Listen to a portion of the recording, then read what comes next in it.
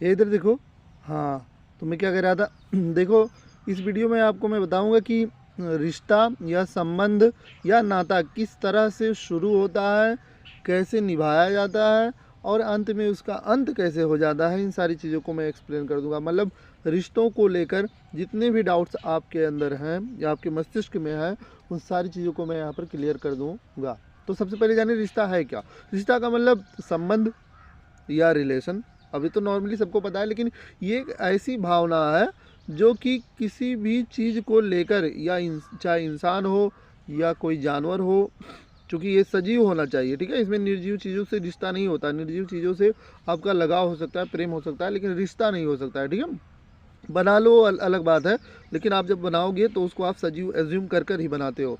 तो सबसे पहले जान लीजिए कि हमारे अंदर का एक ऐसा भावना जो कि अन्य जानवर या किसी व्यक्ति के प्रति अपनापन प्रकट करे, ऐसा एहसास लगे कि ये हमारा खुद का इंसान है, ये हमारे दुखों में खड़े रहने का एक ज़रिया है, एक माध्यम है, एक ऐसा एक प्रकार का ऐसा जीव है जो कि हमारी कठिनाइयों में हमारे काम आएगा। जब ऐसी भावना हमारे हृदय में उत्पन्न होती है तो उनको हम कोई ना कोई जब नाम दे देते हैं किसी भी तरह का, चाहे चाचा हो गया, मामा हो गया, मम्मी पापा तो शुरुआत से ही वो खुद हमको जन्म देते हैं, तो उनको रिश्ता बनाने की ज़रूरत नहीं है, लेकिन अन्य लोगों से रिश्ता इसी प्रकार से बनाया जाता है। अच्छा, इन सारी चीज़ों में दो प्रकार के अब रिश्ते देखने को मिले। एक तो जो हमारा ब्लड से बना हुआ रिलेशन है, यानी कि खून का रिश्ता जिसको हम कहते हैं, और एक रिश्ता होता है जिसको हम स्वयं से अपने हार्ट के द्वारा, अपने मस्तिष्क के द्वारा बनाते हैं, जो कि मैंने कहा कि जब अपनापन का भाव उत्पन्न हो जाए किसी चीज़ को लेकर, तो उसी को रिश्ता कहा जाता है। लेकिन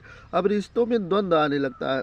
सबसे पहली बार रिश्ता तो बन गया आसानी से, लेकिन जब सेम प्रकार की थिंकिंग दोनों तरफ से नहीं होती है तो एक तरफ वो एक तरफा रिश्ता हो जाता है, एक तरफा संबंध कहलाता है। किसी भी व्यक्ति के प्रति जब हम बहुत ज़्यादा अपनापन प्रकट करते हैं, लेकिन उसकी तरफ से उतना ज़्यादा झुकाव नहीं होता है, या उसके तरफ किसी और के प्रति यही वाला झुकाव जो हमारा उसके प्रति है उसका किसी और के प्रति होता है, तो सिंपल सी बात है कि हमारे रिश्तों के बीच में दरार आएगा, हमारे रिश्तों के बीच में खोट आएगा, बेकारपन आएगा।